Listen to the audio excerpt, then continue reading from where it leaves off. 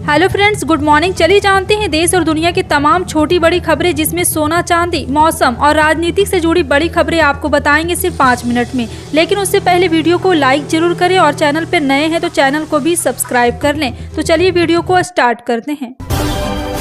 पर रूस ने आर्टिलरी से 51 हमले किए हैं। जेपिरेजिया के फ्रंटलाइन गांव में 3 रूसी ड्रोन का हमला के विध्वंस हमले की खबर है। मिली जानकारी के मुताबिक 24 घंटे में खेरसोन के बस्तियों पर रूस ने 71 बार गोलीबारी की है। रूस यूक्रेन के खिलाफ लगातार आक्रामक रुख अपना रहा है।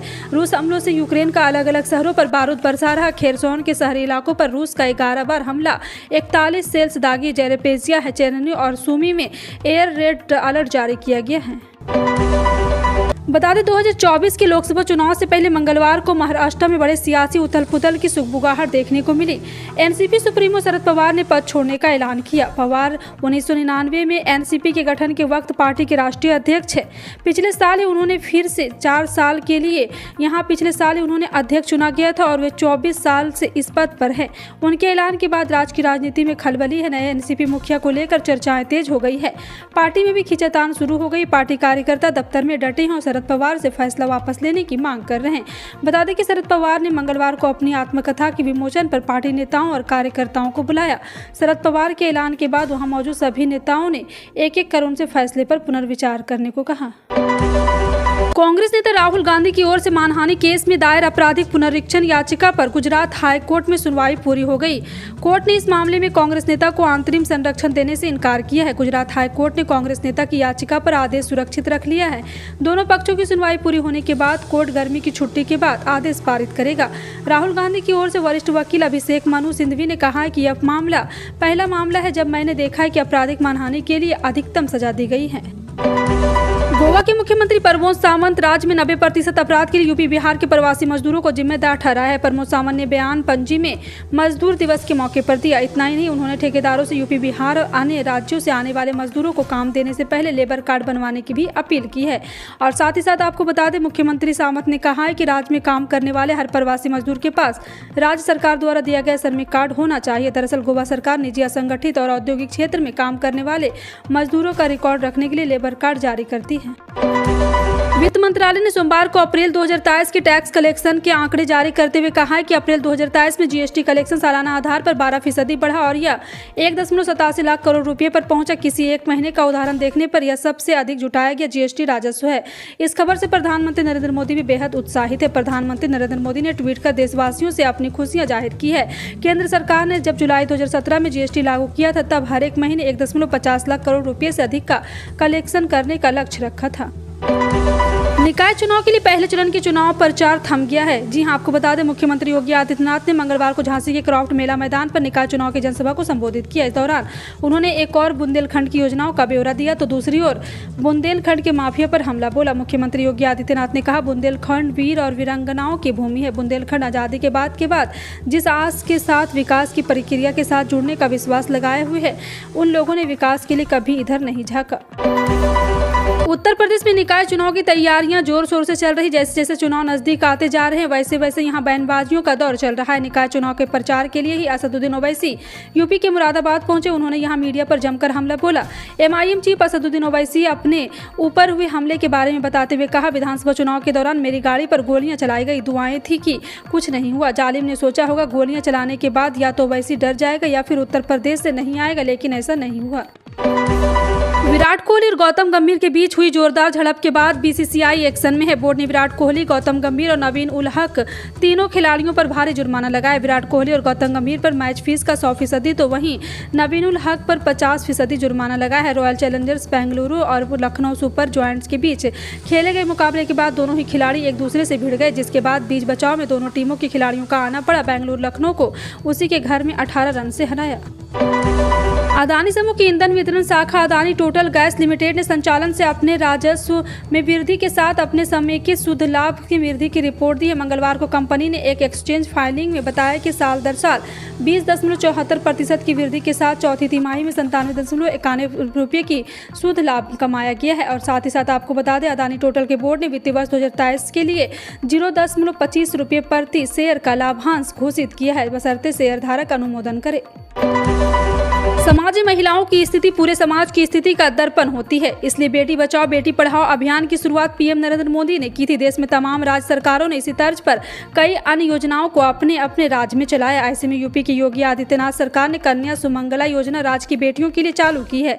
सरकार की ओर से कहा गया है कि यह योजना महिलाओं और बालिकाओं को सामाजिक सुरक्षा के साथ साथ विकास हेतु नए अवसर प्रदान करने के लिए यह परियोजना प्रारंभ की गई है। प्रधानमंत्री नरेंद्र मोदी कर्नाटक में विधानसभा चुनाव के लिए प्रचार कर रहे हैं। वह कर्नाटक के 2 दिवसीय दौरे पर है। इस दौरान एक रैली को संबोधित करते हुए पीएम मोदी ने कहा कि प्रदेश भाजपा की टीम को कर्नाटक भाजपा के नेतृत्व को आज मैं सार्वजनिक रूप से बहुत बहुत बधाई देता हूं। कल जो उन्होंने संकल्प पत्र घोषित किया ये बहुत ही अच्छी संकल्प पत्र लेकर आए हैं। इसमें कर्नाटक के देश का नंबर 1 राज्य बनाने के रोड मैप है। इसमें आधुनिक इंफ्रास्ट्रक्चर का ब्लूप्रिंट है। इसमें महिलाओं के सशक्तिकरण पर जोर है। आजादी के अमृत काल में कर्नाटक का यह पहला चुनाव है। यह चुनाव कर्नाटक को नंबर 1 राज्य बनाने का चुनाव है। ये चुनाव तय करेगा कि आने वाले 25 वर्षों में कर्नाटक विकास की ऊंचाई पर होगा।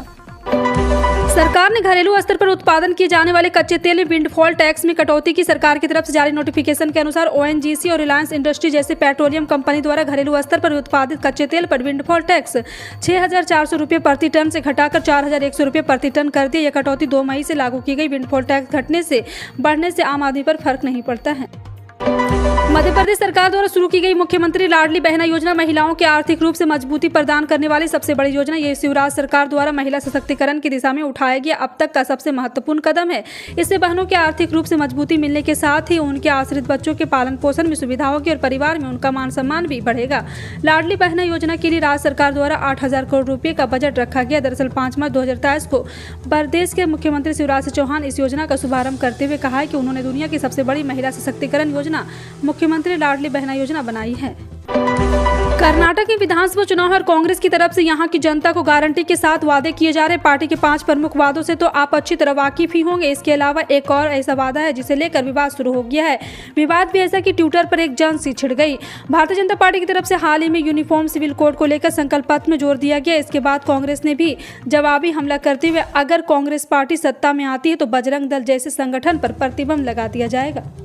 पूरे उत्तर भारत में पश्चिमी विक्षोभ का एक चौंकाने वाला कमाल देखने को मिल रहा है। लोग मई महीने में मार्च जैसी ठंडक का मजा ले रहे हैं। उत्तर भारत के प्रमुख शहर चंडीगढ़ में मई महीने की शुरुआत ठंड के साथ हुई। पिछले 36 सालों में यह पहली बार है जब चंडीगढ़ का अधिकतम तापमान सामान्य से लगभग 10 डिग्री सेल्सियस तक लुढ़क गया। उत्तर भारत में सक्रिय पश्चिमी विक्षोभ के कारण कई मैदानी इलाकों और पहाड़ों में बारिश, ओलावृष्टि और बर्फबारी हो रही है। देश भर में शादियों का सीजन चल रहा है। इन दिनों सोने चांदी की डिमांड काफी बढ़ जाती है। डिमांड बढ़ने से सोने और चांदी कीमत में उतार चढ़ाव का सिलसिला लगा रहता है। आज 2 मई को सोने की कीमत में तेजी आई, वहीं चांदी की चमक थोड़ी फीकी पड़ती नजर आई। अगर आप सोने चांदी खरीदने जा रहे तो आपके लिए यह पता करना जरूरी है कि आपके शहर में सोना चांदी किस रेट पर मिल रहा है। जी हाँ, आपको बता दें कि सोना और चांदी की लेटेस्ट रेट के बारे में, जिससे आपको मालूम हो जाएगा कि आज सोने की खरीद के लिए आपको कितने पैसे खर्च करने पड़ेंगे। मध्य प्रदेश से मुख्यमंत्री कन्यादान योजना के तहत हर साल सामूहिक विवाह सम्मेलन आयोजित कराए जाते हैं। इस बार भी सम्मेलन में कई जोड़ों को इस योजना का लाभ मिला है। सीएम शिवराज ने कहा है कि ये योजना बेटियों के फायदे के लिए चलाई जा रही ताकि उन्होंने हर प्रकार का लाभ मिल सके। सीएम शिवराज ने कहा है कि भारतीय संस्कृति में विवाह को संस्कार माना गया है। विवाह युवक युवती के परिणय के साथ परिवारों को भी मिलाता है। स्वयं सुखी, प्रसन्न और प्रेम से रहने के साथ दोनों परिवारों के ध्यान रखना नवविवाहित दंपत्ति की जिम्मेदारी है। विवाह के लिए बेटी को बोझ न माना जाए, इस उद्देश्य से ही मुख्यमंत्री कन्या विवाह निकाय योजना प्रारंभ की गई है। योजना में नवविवाहित जोड़े को चेक से 49,000 रुपये उपलब्ध कराए जाते हैं, जिससे बेटी और दामाद अपनी पसंद और जरूरत के अनुसार नई गृहस्थी की सामग्री स्वयं खरीद सके। बिहार में जातिगत जनगणना का काम चल रहा है। इसके तहत विभागीय कर्मचारी डोर टू डोर जाकर जनगणना कर रहे हैं। जनगणना में कर्मचारियों के साथ शिक्षक और आंगनबाड़ी कार्यकर्ताओं को भी लगाया गया है।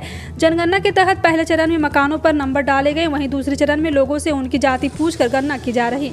बता दें कि लंबे समय से बिहार समेत देश के कई राज्यों में जातिगत जनगणना की मांग उठ रही थी। साल 2011 में हुई जनगणना के बाद जाति आधार पर रिपोर्ट बनाई गई थी, लेकिन उसे जारी नहीं किया गया। सरकार अब दालों की कीमत को लेकर काफी सतर्क हो गई है और साफ संदेश दे दिया है कि वो किसी तरह की जमाखोरी को बर्दाश्त नहीं करेगी। उपभोक्ता मामले के सचिव रोहित कुमार सिंह ने कहा है कि सरकार दाल और दूसरे फूड आइटम की जमाखोरी को लेकर काफी सख्त हो गई है। ऐसे में कोई भी व्यापारी इस तरह का कोई काम ना करे जिससे बाजार में आर्टिफिशियल कमी या ऐसी कोई आशंका पैदा हो। यह बयान ऐसे समय में आया है जब बेमौसम बारिश हो रही है और देश में फसल के नुकसान की आशंका बढ़ गई है। पिछले साल अक्टूबर में बेमौसम बारिश की वजह से फसल के नुकसान के बाद कम सप्लाई होने के कारण खरीफ दाल, तुअर और स्टॉक की जमाखोरी शुरू हुई थी। देश में कोरोना के मामलों में लगातार गिरावट देखी जा रही। पिछले 24 घंटे में कोरोना के 3,325 नए मामले सामने आए। सोमवार की तुलना करें तो नए मामले में अच्छी खासी गिरावट दर्ज की गई। इसी के साथ देश में सक्रिय मरीजों की संख्या 44,000 के पार पहुंच गया है। देश में वर्तमान समय में 44,175 कोरोना संक्रमित मरीज का इलाज चल रहा है। साथ ही साथ आपको बता दें कि कोरोना संक्रमण देश में अब तक 4.49 करोड़ लोगों को कोरोना की चपेट आ चुकी है और सक्रिय मामले अब कुल संक्रमणों के 0.11% है। देश में बीते दिन कोरोना की वजह से 17 लोगों की मौत भी हो गई है। इसी के बीच देश में मरने वालों की संख्या बढ़कर 5,31,564 हो गई। फिलहाल आपका इन सभी खबरों पर क्या कहना है, कमेंट सेक्शन में टाइप करके जरूर बताएं।